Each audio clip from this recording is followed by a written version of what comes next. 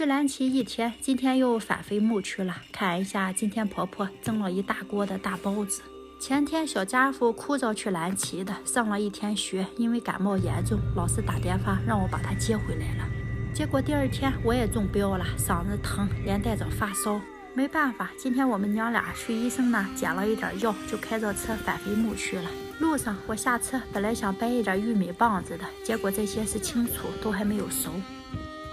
今天一天，婆婆打了好几个电话，因为不放心我们娘俩，问我们娘俩回来牧区吧。你说也奇怪了，回来牧区头也不疼也不难受了，一回到旗里，这也不对劲儿，那也不对劲儿。4点多到了牧区以后，刚好碰见奥迪哥和小叔子他们都在。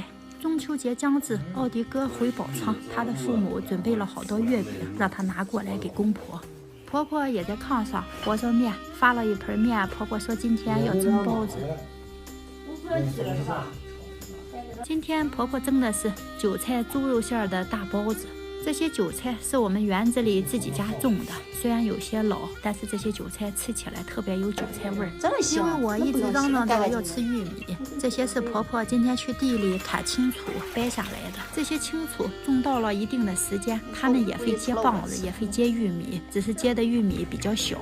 婆婆把洗干净的玉米放在锅下面，锅上面刚好我们要蒸包子。我告诉婆婆，现在掰这些玉米，把它煮熟，放在冰箱里冻起来，留着冬天我们再拿出来吃，和新鲜的是一样的。今天婆婆包的这些包子皮薄馅大，而且个头也挺大的。是吗？我咋今天没发现你钩机在哪呢？洗干净手，我也帮着婆婆一块包，包好了好放锅里蒸。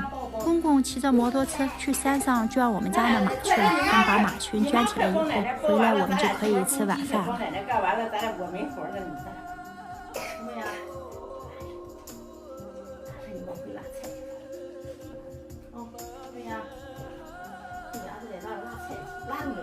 给做了。包子包完了，可能是馅儿多了，也可能是我在包子里放点馅儿比较少，最后竟然还剩下一点馅儿。婆婆把包子放进电锅开始蒸，约摸着蒸个20分钟就差不多了。前几天打回来的燕麦，这几天在院子里一直晾晒着。到了后院子，我才发现我们家的鸡越狱跑出来了。公婆告诉我是他们放出来的。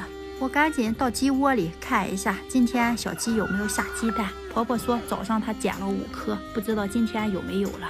今年我们家的鸡窝为了防止狐狸，也是下了血本，鸡窝建的也特别的牢靠。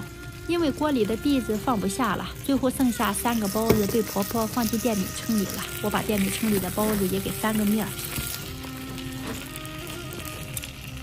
9月中旬的内蒙古已经快下霜打霜了，但是看一下我们院子里的花开得多娇艳多好看。婆婆也在门口拿着玩具车，拉着小家伙在那玩。五舅也用3轮车去井房上拉了一车水，再往牛圈里泄水。还是年轻有力气呀！五舅嫌用水管子泄水太慢了，他直接把1缸子水直接往下倒。20来分钟了，锅里的包子也蒸得差不多了。我拔掉电线以后又焖了2分钟。今天婆婆蒸的大包子特别好吃，但是今天河南姑娘感冒了，嘴里吃什么都没有味道。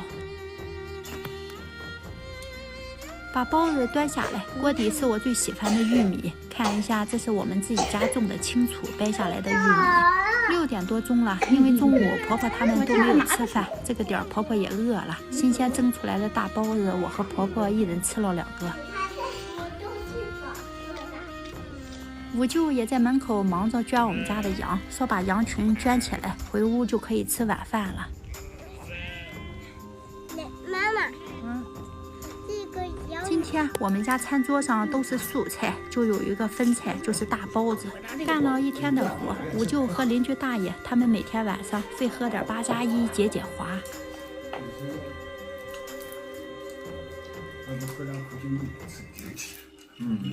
就是